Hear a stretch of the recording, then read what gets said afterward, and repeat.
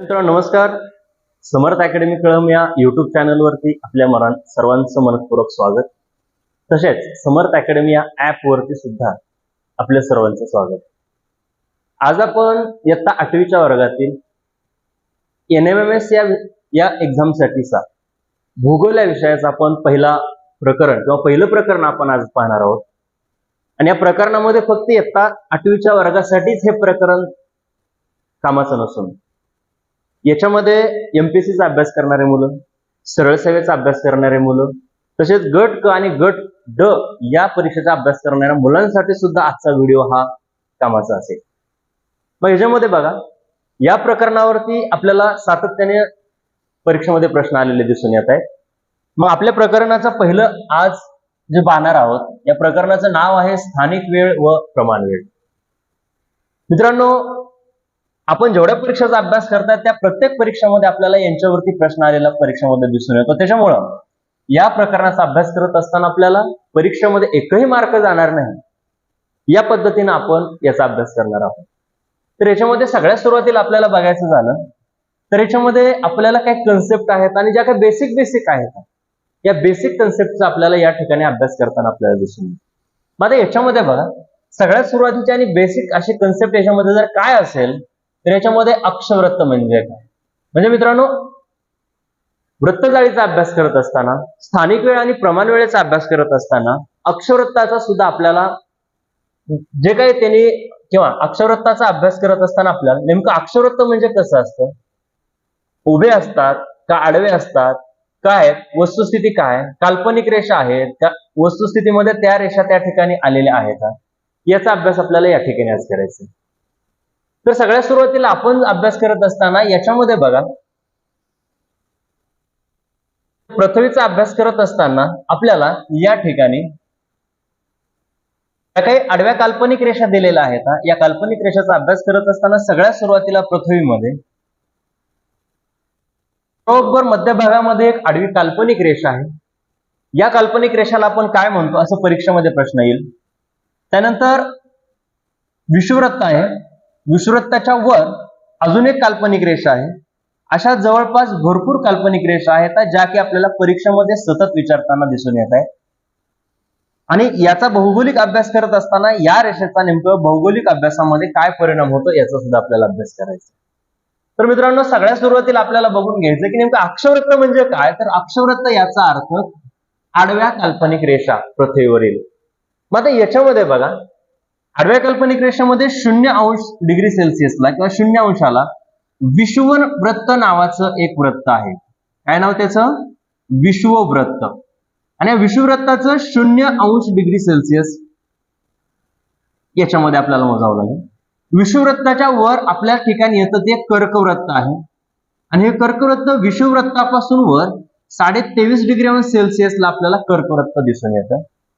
23.23° विषुववृत्ताच्या खाली दक्षिणेचा विचार करता मकरवृत्त नावाचं एक वृत्त आहे. आणि या मकरवृत्तामध्ये दक्षिणेला 23.23°C हे आपल्याला बघायला मिळेल. विषुववृत्ताच्या वर 66.60°चा विचार करता या ठिकाणी आपल्याला आर्किट वृत्त या नावाचे एक वृत्त आपल्याला पाहायला मिळतं. आणि विषुववृत्ताच्या दक्षिणेला 66.60° साठी अंटार्क्टिक वृत्त नावाचं एक आपल्याला वृत्त बघायला मिळतं. ठीक आहे, अंटार्क्टिक वृत्त.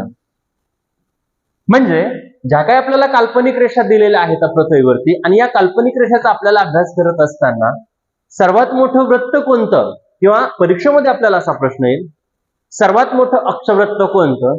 तर ते सर्वात मोठं अक्षवृत्त कोणतं, तर ते सर्वात मोठं अक्षवृत्त हे आहे तुम्हाला विषुववृत्त. ठीक आहे, विषुववृत्त हे सर्वात मोठं अक्षवृत्त आहे. जवळपास याची लांबी 40,075 किलोमीटर एवढी विषुववृत्ताची लांबी असलेली आपल्याला दिसून येते. मग 23.23°C मध्ये या पद्धतीमध्ये बघा, म्हणजेच आता परीक्षेमध्ये दक्षिण गोलार्ध याच्यामध्ये बघा, विषुववृत्तापासून वरचा भाग हा उत्तर गोलार्ध म्हणून गणला जातो. लक्षात ठेवा व्यवस्थित, इथं लिहूयात आपण उत्तर गोलार्ध. कुठपासून? विषुववृत्तापासून वरचा भाग हा उत्तर गोलार्ध असेल, तर विषुववृत्तापासून खालचा भाग हा आपल्याला दक्षिण गोलार्ध बघायला मिळेल. म्हणजे एक गोष्ट लक्षात ठेवावी लागेल, उत्तर आणि दक्षिण हे जे काही भाग आहेत ते विषुववृत्तावरती आपल्याला ठरवलेले दिसून येत आहेत. म्हणून विषुववृत्ताच्या वर उत्तरेला एकंदरीत आपल्याला 90 अक्षवृत्त बघायला मिळतील. किती? परीक्षेमध्ये प्रश्न जर आला तर आपल्याला या पद्धतीने लक्षात ठेवावं लागेल. त्यानंतर विषुववृत्ताच्या दक्षिणेला आपल्याला 90 अक्षवृत्त बघायला भेटतात. म्हणजे 90 आणि 90 180 प्लस एक विषुववृत्त जे काय आहे हे एक विषुववृत्त, असं एकंदरीत एकूण अक्षवृत्तांची संख्या ही आपल्याला 181 असलेलं झालं. म्हणजे अक्षवृत्ताचा विचार करता आपल्याला उत्तरेकडे 90 अक्षवृत्त, दक्षिणेकडे 90 अक्षवृत्त आणि बरोबर एक विषुववृत्त असे एकंदरीत आपल्याला 181 अक्षवृत्त बघायला भेटतात. मग तुमच्या मनामध्ये पुढचा प्रश्न असा असेल की नेमकं अक्षवृत्त म्हणजे काय आणि याच्याहून काय समजतं आपल्याला. तर याच्याहून अक्षवृत्ताहून आपल्याला नेमकं तापमान किती आहे या गोष्टी आपल्याला लक्षात येतात. म्हणजे काय?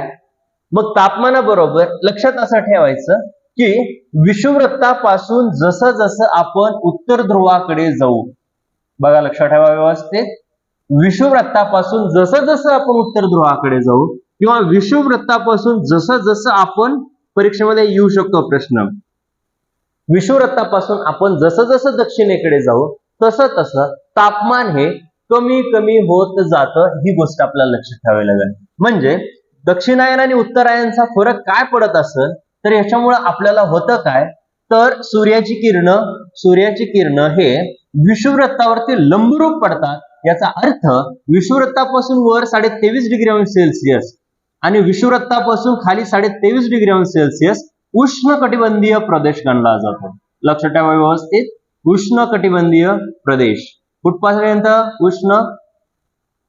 कुठपर्यंत की बघा विषुववृत्तापासून खाली दक्षिणेला 23.5 डिग्री अंश सेल्सिअसला उष्णकटिबंधीय प्रदेश म्हणून गणलेला जातो. त्यानंतर विद्यार्थी मित्रांनो पुढे आपल्याला लक्षात ठेवावं लागेल, विषुववृत्तापासून वरच्या साईडला म्हणजे उत्तरेला उष्णकटिबंधीयाच्या वरी 66-66.5 डिग्री अंश सेल्सिअसच्या दरम्यान आपल्याला समशीतोष्ण कटिबंधीय प्रदेश गणला जातो. त्याच पद्धतीनं दक्षिणेला सुद्धा आपल्याला समशीतोष्ण कटिबंधीय प्रदेश आपल्याला पाहायला मिळतो. आणि सरते शेवटी 66.5 डिग्री अंश सेल्सिअसच्या वर आपल्याला या ठिकाणी शीतकटिबंधीय प्रदेश आणि दक्षिणेला सुद्धा आपल्याला शीतकटिबंधीय प्रदेश.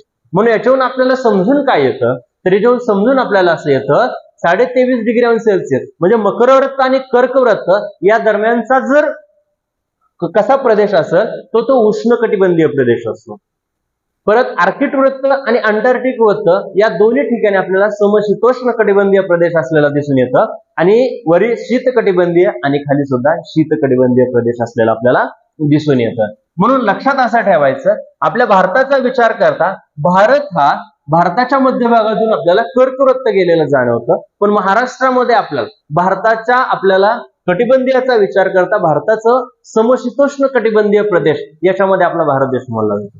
मात्र महाराष्ट्राचा विचार करता महाराष्ट्र हा आपल्याला उष्ण कटिबंधीय प्रदेशामध्ये असलेलं दिसून येतं. ते आपण पुढे बघणारच आहोत. त्याच्यामुळं अक्षरवृत्त म्हणजे काय, तर अक्षरवृत्त म्हणजे आडव्या काल्पनिक रेषा. अक्षरवृत्तावरून आपल्याला समजतं काय, तर अक्षरवृत्तावरून आपल्याला समजतं तापमान आणि तापमानाबरोबर आपल्याला समजतं हवामान. दोन गोष्टी आपल्याला लक्षात ठेवाव्या लागतात. परीक्षेत असा प्रश्न येतो, अक्षरवृत्तावरून आपल्याला कोणत्या गोष्टीची जाणीव होते, तर उत्तर असं लक्षात ठेवायचं, अक्षरवृत्तावरून आपल्याला तापमान आणि अक्षरवृत्तावरून आपल्याला हवामान या दोन गोष्टी समजतात. त्या या पद्धतीने समजतात, आपल्याला लक्षात ठेवावं लागेल. ठीक आहे, चला पुढचा मुद्दा आपला आहे असा की रेखावृत्त म्हणजे काय. आता अक्षरवृत्त तर कळाले, एकूण अक्षरवृत्त 181, उत्तर ध्रुवामध्ये 90, दक्षिण ध्रुवामध्ये 90 आणि एक स्वतः विषुववृत्त हे सुद्धा सर्वात मोठं अक्षरवृत्त आहे. म्हणजे असे 181 हे अक्षरवृत्त असलेलं आपल्याला दिसून येतं. मात्र ज्यावेळेस आपल्याला रेखावृत्ताचा विचार करायची वेळ येते त्यावेळेस रेखावृत्त म्हणजे काय ते सुद्धा आपल्याला समजून घेणं गरजेचं आहे. कारण रेखावृत्तावरती सुद्धा परीक्षेमध्ये आपल्याला प्रश्न आलेला दिसून येतो. मुळामध्ये सेम तीच कंडिशन आहे. वृत्तजाळीचा विचार करता किंवा आपल्या पृथ्वीचा विचार करता या पद्धतीने जर आपल्याला पृथ्वी असेल तर याच्यामध्ये सगळ्यात सुरुवातीला आपल्याला एका गोष्टीचा अभ्यास करावा लागेल. अक्षवृत्त हे आडवे असतात तर रेखावृत्त हे उभे असतात. त्याच्यामुळं रेखावृत्ताचा विचार करता एक जर आपण पॅरलल घेतलं तर या पद्धतीनं आपल्याला रेखावृत्त असलेले दिसून येतात. बरोबर आहे, रेखावृत्त. मग या रेखावृत्ताचा अभ्यास करत असताना ज्या पद्धतीनं अक्षवृत्ताहून आपल्याला तापमान आणि हवामान कळालं, तसं परीक्षेत प्रश्न तुम्हाला येईल रेखावृत्तावरून आपणाला कशाची जाणीव होते किंवा त्याच्यावरून आपल्याला काय समजतं. तर आता आपल्याला सुद्धा ह्या गोष्टीचा अभ्यास करावा लागेल. मुळामध्ये सगळ्यात सुरुवातीला रेखावृत्त म्हणजे काय हे पाहत असताना रेखावृत्त म्हणजे आडव्या काल्पनिक रेषाला आपण रेखावृत्त म्हणतो. पण आडव्या न म्हणता अक्षवृत्त. आडव्या तर रेखावृत्त हे उभ्या काल्पनिक रेषा असतात, याला आपण म्हणतो काय, रेखावृत्त. मग रेखावृत्तावरून आपल्याला काय समजतं ह्या गोष्टी सुद्धा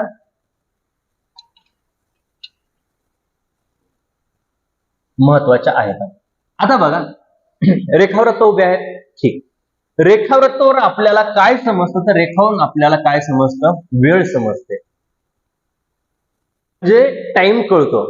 रेखावृत्ताहून आणि अक्षवृत्ताहून तापमान, तर रेखावृत्ताहून आपल्याला कळतो वेळ.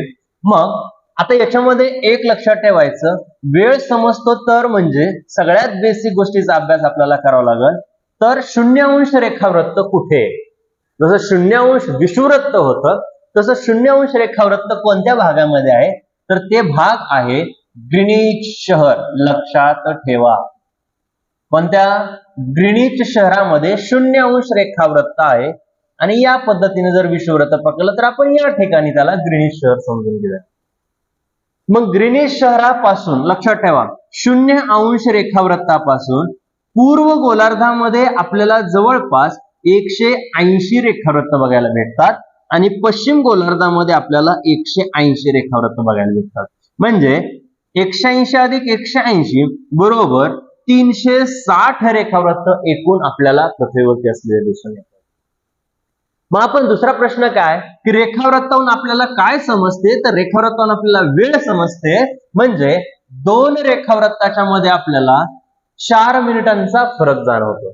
बघा व्यवस्थित लक्षात ठेवा, कारण ह्या रेखावृत्तावरून आपण अभ्यास पुढे आपल्याला येणारच आहे, पण अभ्यास करताना आपण असं म्हणत असतो की भारताची प्रमाण वेळ ही ग्रीनिच शहराच्या 5 तास 30 मिनिटे पुढे आहे. बरोबर आहे. मग आता ते पण कसे आहे त्याचा सुद्धा आपल्याला अभ्यास करून घ्यायचा आहे. मग याच्यामध्ये बघा ही रेखावृत्तामध्ये एकूण 360 रेखावृत्त, पश्चिम गोलार्धात 360, पूर्व गोलार्धात 360. म्हणजे आतापर्यंत आपल्याला कोणत्या कोणत्या गोष्टी समजल्या, तर आपल्याला आतापर्यंत 2 गोष्टी समजलेल्या आहेत. त्यामध्ये पहिली गोष्ट आहे अक्षवृत्त म्हणजे, आणि दुसरी गोष्ट आहे रेखावृत्त म्हणजे. बरोबर आहे. म्हणजे या 2 गोष्टींमध्ये बघा, त्यानंतर पूर्व गोलार्ध आणि पश्चिम गोलार्ध या गोष्टीचा सुद्धा, म्हणजे पृथ्वीचा अभ्यास करत असताना आपल्याला 4 पद्धतीने अभ्यास करायचा आहे. तर याच्यामध्ये विषुवृत्तापासून वरचा भाग उत्तर गोलार्ध, खालचा भाग दक्षिण गोलार्ध, परत इथं रेखावृत्त आहे. आणि या पद्धतीनं समजा हे अक्षवृत्त असतील, हे अक्षवृत्त किंवा पूर्व गोलार्ध, पश्चिम गोलार्ध या सुद्धा गोष्टी आपल्याला माहित असणं गरजेच्या आहेत.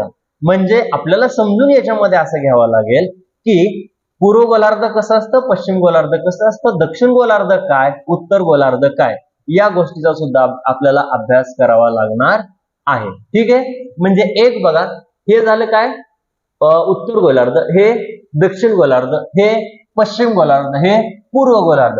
म्हणजे 4 पद्धतीने किंवा 4 दिशेचा सुद्धा अभ्यास आपल्याला या ठिकाणी करायचा आहे किंवा आपण केलेला आहे. नेक्स्ट आपल्याला पुढे बघायचं आहे.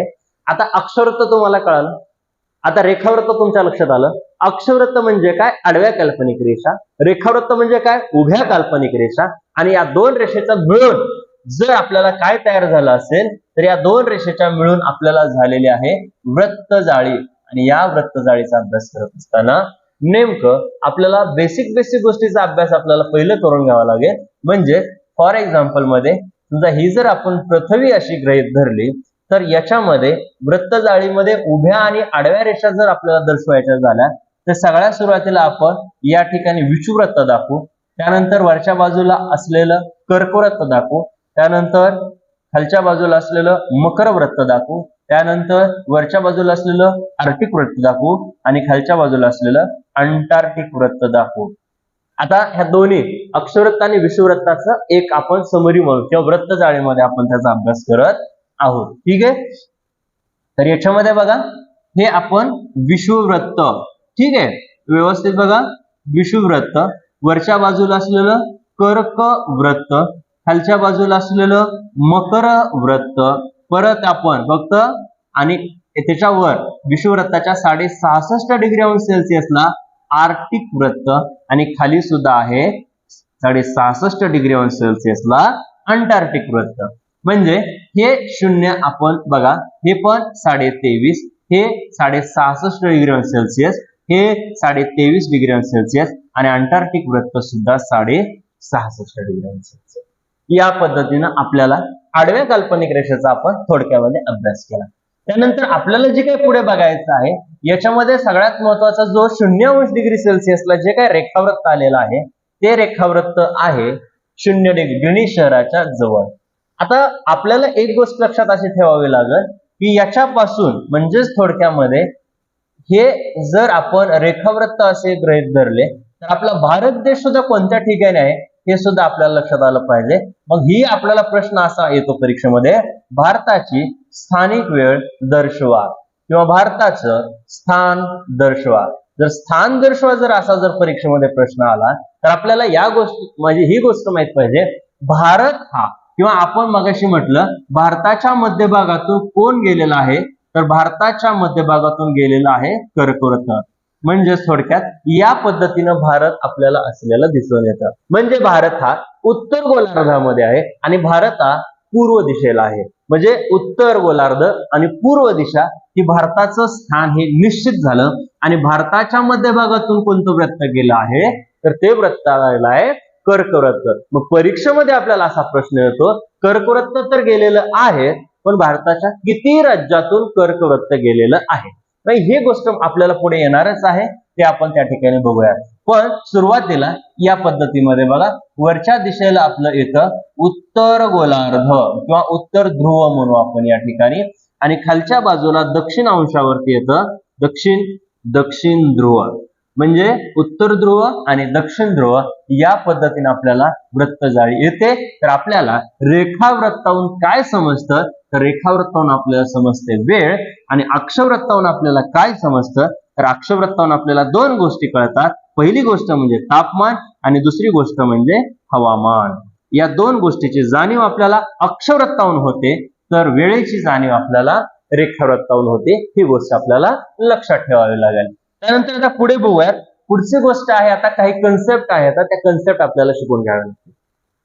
मग याच्यामध्ये बघा, परिवलन म्हणजे काय दिले, परिभ्रमण म्हणजे काय दिले, त्याच्यासाठी नेमकं वेळ किती लागतो याचा सुद्धा अभ्यास आपल्याला या ठिकाणी दिलेला दिसून येतो. मग आता याच्यामध्ये सगळ्यात पहिली गोष्ट आपल्याला बघा, परिवलन म्हणजे काय आणि त्याचा नेमका परिणाम काय होतो.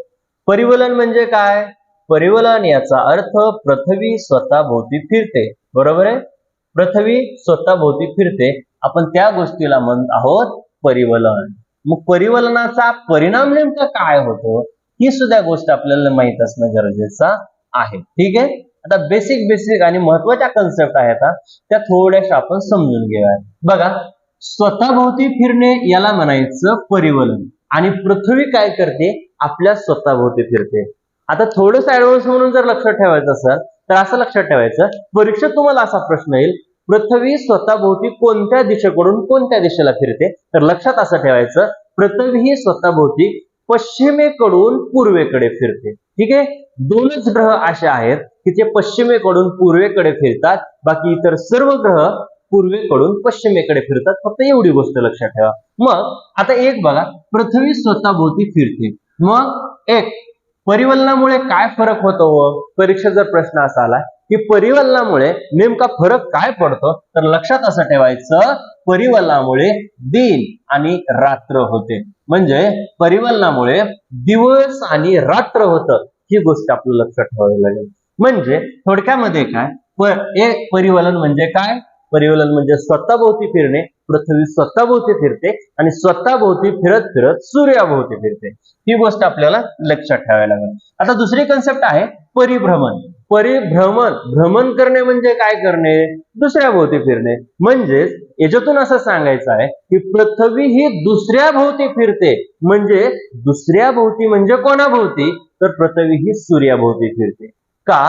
तर सूर्य हा तारा आहे, पृथ्वी ही ग्रह आहे. दुसऱ्या भोवती फिरणे म्हणजेच पृथ्वी ही कोणाभोवती फिरते? तर पृथ्वी ही फिरते सूर्याभोवती. मग परीक्षेमध्ये प्रश्न असा आहे की या परिभ्रमणामुळे किंवा पृथ्वीच्या परिभ्रमणामुळे नेमका फरक काय पडतो? तर फरक असा पडतो, पृथ्वीच्या परिभ्रमणामुळे फिरल्यामुळं काय होतं? त्याच्यामुळे समुद्राला भरती आणि ओहोटी येते. ठीक आहे, भरती आणि ओहोटी येते. परिभ्रमणामुळे दुसरा परिणाम काय होतो? तर परिभ्रमणामुळे ऋतू निर्मिती होते. म्हणजे ऋतूमध्ये बदल होतो. म्हणजेच पृथ्वी ही फिरत फिरत स्वतःभोवती फिरते, सूर्याभोवती फिरते. म्हणून परिभ्रमणामुळे भरती ओहोटी समुद्राला येते. परिभ्रमणामुळे ऋतूंची निर्मिती होते. उन्हाळा, पावसाळा, हिवाळा हे काय ऋतू निर्माण होतात ते आपल्याला परिभ्रमणामुळे होताना आपल्याला दिसून येतात. पृथ्वीला परिवलनामुळे किंवा पृथ्वीला परिवलन पूर्ण करण्यासाठी 360 डिग्री अंश सेल्सिअस मध्ये फिरावं लागतं.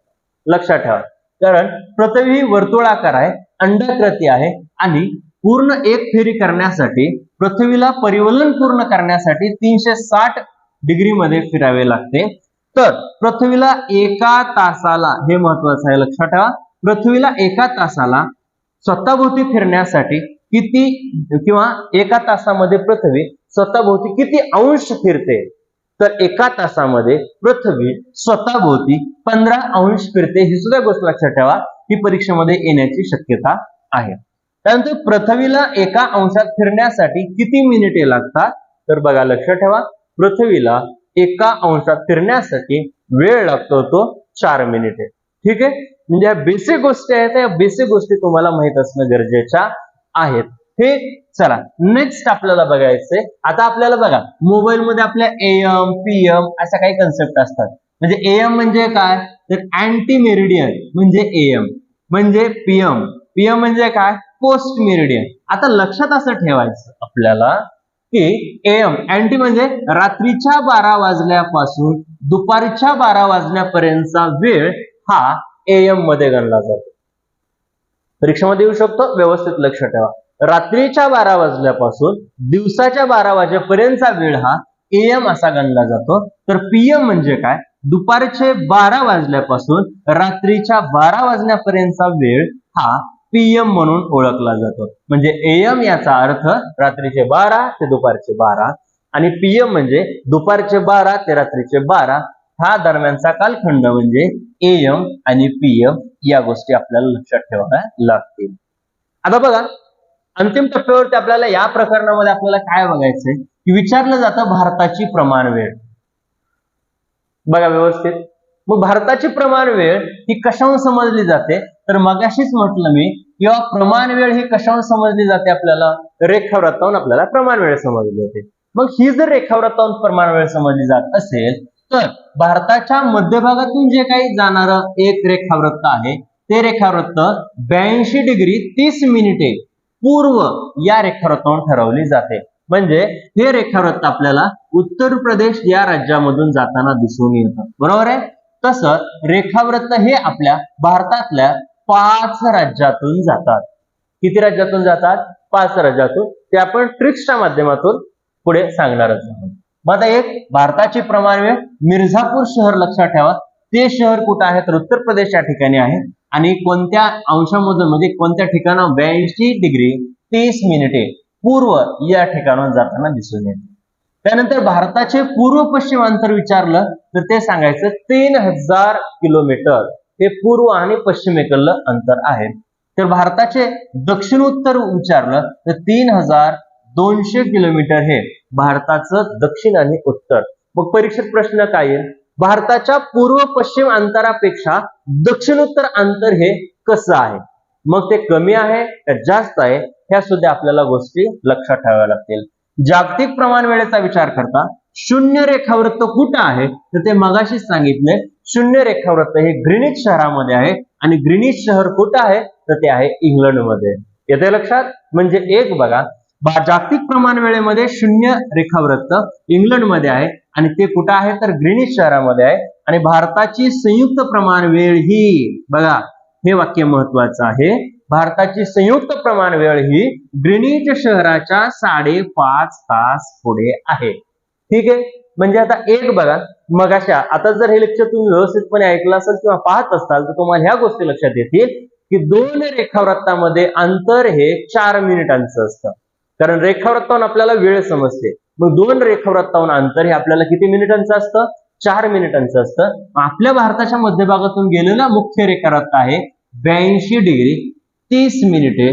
म्हणजेच थोडक्यामध्ये असं 82 गुणिले 4 जर केलं तर 4 दोन्ही 8, 8 चौक 32, म्हणजे जवळपास मिनिटांचा विचार करता एकूण मिनिटे किती होतात? 3 किंवा 328 मिनिटे होतात. मग या 328 मिनिटाला जर आपण तासामध्ये कन्व्हर्ट करायचं म्हणलं तर जवळपास 60 म्हणजे 6 6 पंचे 30, म्हणजे 5चा भाग आपल्याला बसताना दिसून येतो. कारण 300 ऍव्हरेज जरी पकडलं तर 5चा भाग प्लस हे 30 मिनिटे, म्हणजे 5 तास 30 मिनिटे भारताची प्रमाण वेळी या पद्धतीने पुढे आहे. ठीक आहे. म्हणजे ह्या बेसिक गोष्टी आहेत, याचा आपण अभ्यास करणं गरजेचं आहे. बघा आता त्यानंतर आता काही ट्रिक्सच्या माध्यमातून तुम्हाला 2 गोष्टी क्लिअर करून घेतो की भारताच्या मध्यभागातून हे कर्कवृत्त गेलंय, तसंच भारताच्या मध्यभागातून जे काय रेखावृत्त गेलेलं आहे ते रेखावृत्तामधून किती राज्यातून गेलं हे एक आपल्याला बघायचं आहे. आता बघा याच्यामध्ये तुम्हाला ही जे ट्रिक्स दिलेली आहे ही ट्रिक्स ही कर्कवृत्त गेलेलं एकूण राज्य आहेत 8, आणि ते 8 राज्य ही या ट्रिक्स मधून आपल्याला लक्षात ठेवायचं. मित्र माझा रागू छाप, लक्षात काय ठेवायचं? मित्र माझा रागू छाप म्हणजे हे कर्कवृत्त. आता याच्याहून आपण राज्याशी विचार करू. मी म्हणजे मिझोराम, बरोबर आहे. मित्र मिझोराम.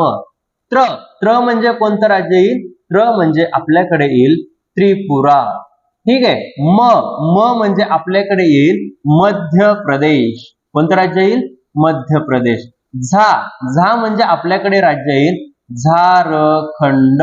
रागू छाप रा म्हणजे राजस्थान नावाचं राज्य आपल्याला बघायला मिळतं. गु म्हणजे गुजरात नावाचं राज्य आपल्याला बघायला मिळेल. मित्र माझा रागू छा म्हणजे छत्तीसगड. छ म्हणजे काय? छत्तीसगड नावाचं राज्य आपल्याला बघायला मिळेल. आणि प म्हणजे पश्चिम बंगाल. बघा व्यवस्थितपणे हे ट्रिक्स लक्षात ठेवा.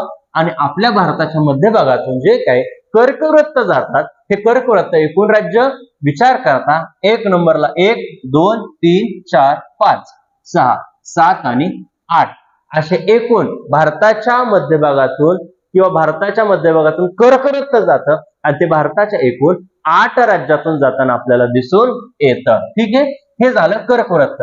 आता रेखावृत्ताचा जर आपण विचार केला तर भारताच्या मध्यभागातून एकूण रेखावृत्त किती राज्यातून जातात तर ते एकूण 5 राज्यातून जातात. ही सुद्धा गोष्ट लक्षात ठेवा. ठीक आहे. म्हणजे काय बघा, रेखावृत्त जर 5 राज्यातून जातात, ज्या पद्धतीने आपण कर्कवृत्त ट्रिक्सच्या माध्यमातून लक्षात ठेवले तसे रेखावृत्त सुद्धा आपल्याला ट्रिक्सच्या माध्यमातून लक्षात ठेवायचं असेल तर त्यासाठी आपण एक ट्रिक्स तयार केली आहे. त्याच्यामध्ये पहिली ट्रिक्स आहे ओमकार. बघा लक्षात ठेवा, ओमकार उपमा छान झाला आहे. ठीक आहे. ट्रिक्स काय बघा, ओमकार उपमा छान झाला आहे.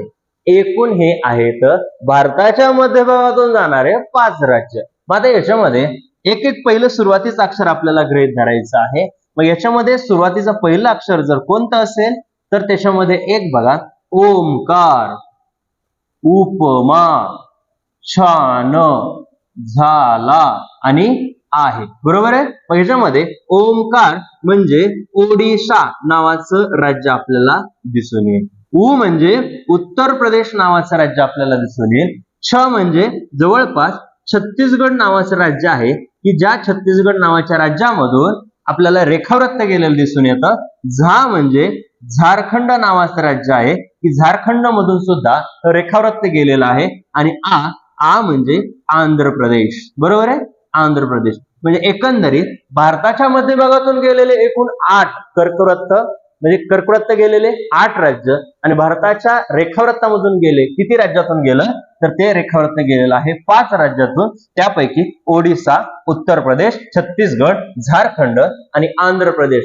या पद्धतीने आपल्याला भारताच्या मध्यभागातून गेलेले रेखावृत्त आणि भारताच्या मध्यभागातून गेलेले कर्कवृत्त या पद्धतीने आपल्याला ट्रिक्सच्या माध्यमातून हे लक्षात ठेवता येतील. ठीक आहे, हा भारताचा नकाशा 3000 किलोमीटर आणि ही साईज आहे 3200 किलोमीटर आणि भारताच्या मध्यभागातून कर्कवृत्त गेले पण ते 23.5 डिग्री सेल्सिअसच्या दरम्यान गेलेलं आहे. या पद्धतीने आपल्याला लक्षात ठेवता येईल. ठीक आहे, तर या पद्धतीने आपल्याला भारताची स्थानिक वेळ आणि प्रमाण वेळ याबद्दल माहिती पाहता येईल. तसेच NMMS साठी ज्या आपल्याला ऑनलाईन बॅचेस चालू केलेल्या आहेत त्यामध्ये समर्थ अकॅडमी हे आपलं प्ले स्टोअरला ऍप आहे आणि त्याच्या माध्यमातून आपल्याला जी काय ऑनलाईनची बॅच आहे ते तुम्ही जॉईन करू शकतात. ठीक आहे, तर भेटूया पुढच्या लेक्चरमध्ये. तोपर्यंत थांबूयात. धन्यवाद.